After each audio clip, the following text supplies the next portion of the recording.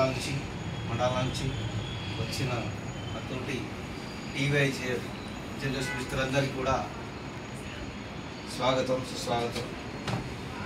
ఈరోజు చాలా శుభపరిణామం. ఎందుకంటే ఎన్నో రోజుల నుంచి ఎదురు చూస్తున్న ఈ ప్రెసిడెంట్ ఎన్నిక సంగారెడ్డి కానీ మెదక్ కానీ అలాగే ఆంతూరు కానీ నర్సాపూర్ కానీ ఈరోజు ఎన్నుకోవడం జరిగింది. ఎందుకంటే మనం ఎన్నో ప్రతిసారి మీటింగ్ పెట్టుకుందాం అనుకున్నాం. కొన్ని ఎండలని ఆగిపోయినాయి, భారీ ఎండల వల్ల, ఆ తర్వాత భారీ వర్షాల వల్ల ఆగిపోయినాయి. సో ఈరోజు ఈ సమావేశంతో నేను చెప్పదలుచుకున్నది ఏంటంటే, ఫస్ట్ కంగ్రాచులేషన్స్ టు చాపల సత్యం, ఆయనే సంగారెడ్డి జిల్లా అధ్యక్షుడిగా ఎన్నుకున్నాను ఆయన. అలానే నెక్స్ట్ సో క్లాప్స్ అందరికీ ప్లీజ్ క్లాప్స్. అలానే నెక్స్ట్ మెదక్ డిస్ట్రిక్ట్ అధ్యక్షునిగా రవికుమార్ గౌడ్ని ఎన్నుకోవడం జరిగింది. అలానే ఆందోళన ప్రెసిడెంట్గా లోకేష్ ఎన్నుకోవడం జరిగింది. Congrats to Lokesh. అలానే నర్సాపూర్ ప్రెసిడెంట్గా భరత్ గౌడ్ని నియమించడం జరిగింది. So congrats to Bharat again. మీరందరూ కూడా ఏకతాడిపై ఉండి మన యూనియన్ ఇంకా బలోపేతం చేస్తారని చెప్పి నా యొక్క నిజమైన విశ్వాసాన్ని మీరు విశ్వసించారని నేను అభిమానిస్తున్నాను. సో ఇంకొకటి, ఈ యూనియన్ యొక్క లక్ష్యం మీ అందరికీ తెలిసిందే. కానీ ఇప్పుడు కొత్తగా వచ్చినంత తెలవాలంటే, నేను మన యూనియన్లో ఒక 70% జర్నలిస్టులను, ఒక 30% నాన్ జర్నలిస్టు పెట్టడం జరిగింది. ఆ 30% నాన్ జర్నలిస్టులు అనేవాళ్ళు మనకు రెవెన్యూ సపోర్ట్ చేస్తారు ఈ 70% జర్నలిస్టులకు. అందుకే ఒక ఛాంబర్స్ కమిటీ, ఒక సెలబ్రిటీ కమిటీ, ఒక సెంట్రల్ కమిటీ, ఈ 3 కమిటీలు నియమించడం జరిగింది. ఛాంబర్స్ కమిటీకి చైర్మన్ మన భారత మాజీ ప్రధాని పివి నరసింహ కుమారుడు ప్రభాకర్ గారిని నియమించడం జరిగింది. సో అంత పెద్దవారు మన యూనియన్లో ఉండడం మనందరికీ కూడా గర్వకారణం, ఆశ్చర్యం.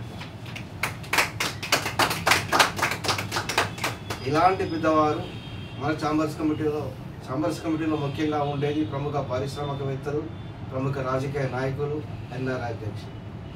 అలానే సెంట్రల్ కమిటీలో ఉండేవాళ్ళు అందరు all type of doctors, like homeopathy, allopathic, neuropathy, అందరు all type of doctors, all type advocates, legal advisers, జడ్జిలు, వీళ్ళందరూ కూడా ఉన్నారు. అలానే సెలబ్రిటీ కమిటీలో ముఖ్యంగా నా ఫ్రెండ్ అలీ గారు ఉన్నారు. అలీ అండ్ ఇంకొక వాళ్ళకంటే క్రీడాకారులు, కళాకారులు అనేది సెలబ్రిటీ సంబంధించింది. సో ఈ 3 Cలు మనకు ఎఫ్ అవుతుంది, ఫైనాన్స్ అవుతుంది. వాళ్ళ దగ్గర నుంచి మనం రెవెన్యూ తీసుకొని, ఎందుకు అంటే మనం ప్రభుత్వ స్థలాల గురించి మనం కొట్లాడడం అది తప్పదు.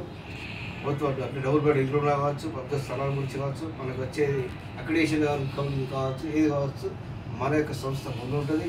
దానికి నేను మీరందరూ సహకారంతో ఇంకా ముందుకు పోయి మీకు అక్రిడేషన్ కార్డ్స్ కావచ్చు, డబుల్ బెడ్ ఇల్లు కావచ్చు ఇప్పించే బాధ్యత కూడా నాది. ఇక్కడ నెక్స్ట్ అతిథులలో పొంగులేటి శ్రీనివాసరెడ్డి గారితో, అంటే మన మంత్రుల గారితో కూడా మీటింగ్ పెట్టబోతున్నా. వారితో కూడా మాట్లాడడం జరిగింది.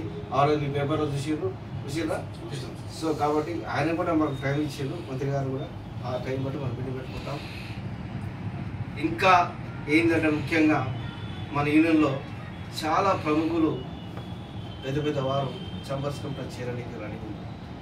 ఎందుకు అంటే నేను మొన్న సదాశివపేటలో కూడా చెప్పిన, లాస్ట్ ఒక 6 months బ్యాక్, ఏమని, మనం అంటూ 12,000 మంది ఉంటే మీకు నెలకంటూ ఒక వేతనం ఇస్తున్నారు.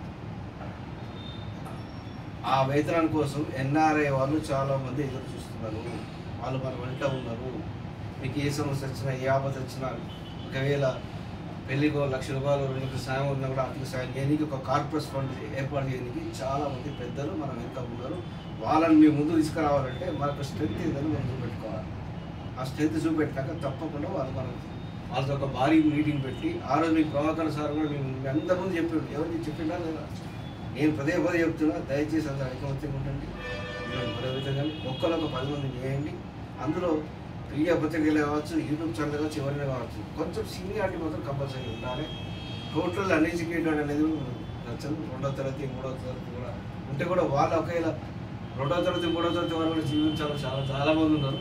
టోటల్ 20,000 మీడియా పత్రికలు ఉన్నాయి, 25 నుంచి 25,000 యూట్యూబ్ ఛానల్స్ ఉన్నాయి. అట్లంటే ఒక మన యూనియన్లో 10,000 కాదు, వాళ్ళందరూ 1,00,000 మంది కూడా అవుతుంది. ఆ విధంగా కాకుండా తప్పు చేయకూడదు. మనం దీనిలో కనీసం మినిమం క్వాలిఫికేషన్ 10th నుండి ఉండాలి కంపల్సరీ. 10th నుండి కూడా పర్వాలేదు. లేదా కనీసం ఒక బెటర్ ఎక్స్పీరియన్స్, ఒక 5 years ఎక్స్పీరియన్స్, ఒక 3 years ఎక్స్పీరియన్స్, ఎనీ పేపర్ కానీ ఒక ఎలక్ట్రానిక్ కానీ ప్రింట్ మీడియా కానీ ఉంటే మాత్రం కూడా తప్పకుండా నేను తీసుకుంటాను. ఓకేనా? కాబట్టి మనం ఐకమత్యంగా ఉండి మన ఈయన బలోపేతం తీసుకొని మన సమస్యలు మనం పరిష్కరించుకొని 100%గా మీ అందరికీ నేను కంటికి రెప్పలా కాపాడుకోవడం మాటిస్తాను. Thank you very much.